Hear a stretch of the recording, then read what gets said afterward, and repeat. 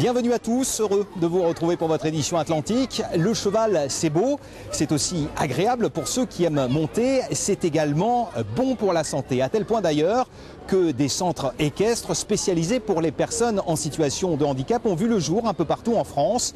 Plusieurs d'entre eux, implantés ici sur le territoire de notre région, se sont retrouvés aujourd'hui du côté d'Yves. Et après, on va aller dans le labyrinthe, au pas. Au pas. Voilà. Ok. Le cheval est, paraît-il, le meilleur ami de l'homme. Ces 90 cavaliers, pas tout à fait comme les autres, en ont fait la démonstration aujourd'hui au centre équestre du Marouillet. Atteints de troubles psychiques ou handicapés moteurs, ils viennent de toute la région pour cette rencontre amicale aux allures de compétition. Mylène, qui pratique l'équitation depuis 8 ans, est plutôt fière de sa prestation. J'ai fait du saut avec un poney qui s'appelle Sine Qua Non. Et j'ai fait un parcours sans faute.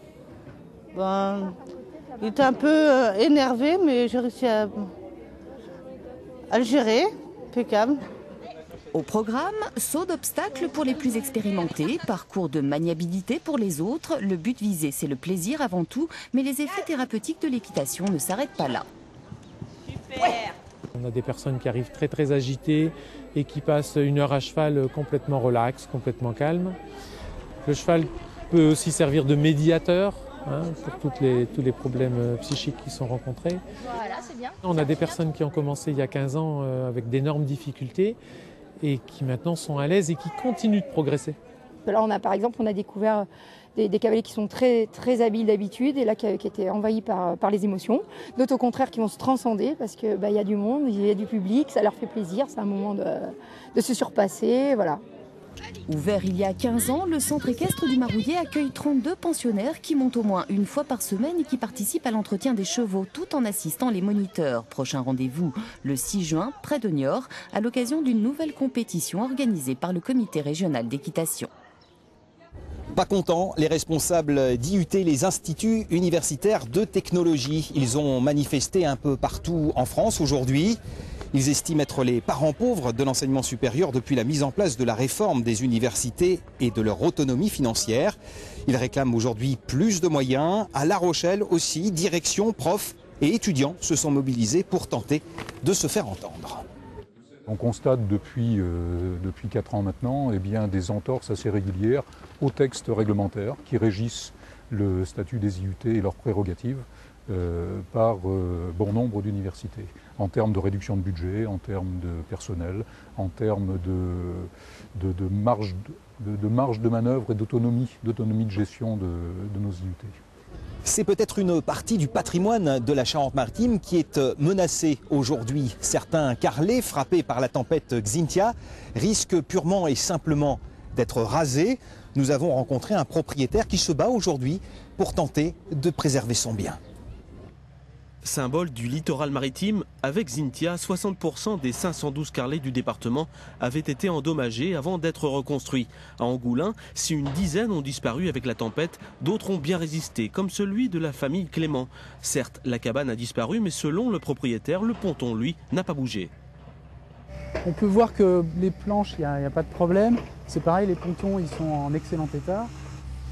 Il ne reste plus qu'à remettre une cabane en bois, ce qui représentera quelques centaines d'euros, c'est tout. Ce qui est vraiment important, c'est la passerelle. Et elle n'a pas du tout souffert de Xynthia. Suite à une étude rendue en février sur la dangerosité du site de la Sapinière d'Angoulins, la direction départementale des territoires et de la mer a décidé de procéder à la destruction de 13 de ces carrelets en proposant de les reconstruire ailleurs. Le problème, c'est que c'est plutôt la DDTM qui me propose effectivement de détruire mon carrelet à ses frais et de me permettre de reconstruire ailleurs.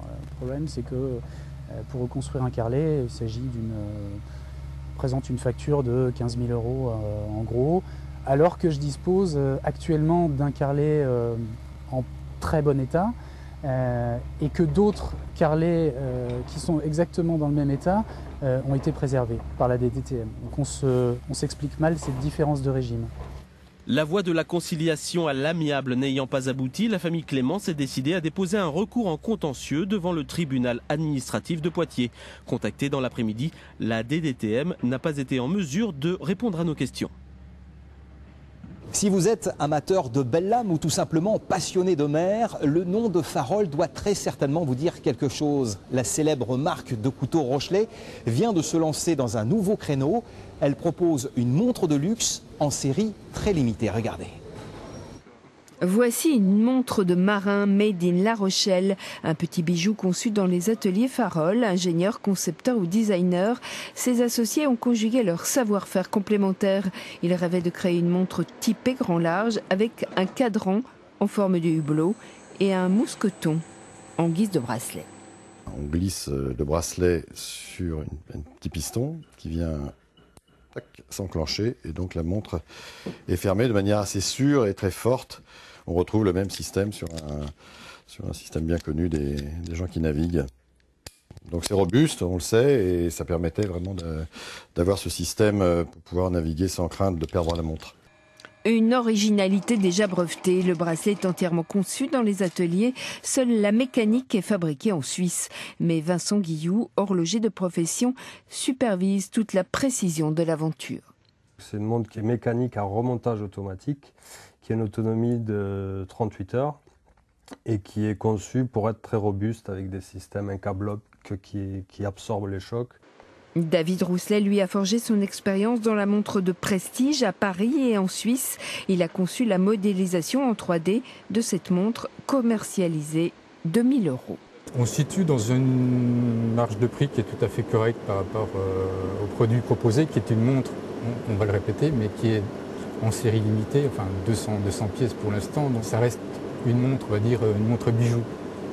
Baptisée LR 6x2 en référence aux prises de quart sur les bateaux, la montre d'inspiration marine avec un cadran en carbone est aussi assortie à ce couteau Farol, une nouveauté sur le marché du luxe, presque entièrement fabriquée à La Rochelle. Voilà, c'est terminé pour ce soir. Merci de votre fidélité. À demain, 19h18. D'ici là, passez une très bonne soirée sur la 3, puis restez avec nous. L'info continue.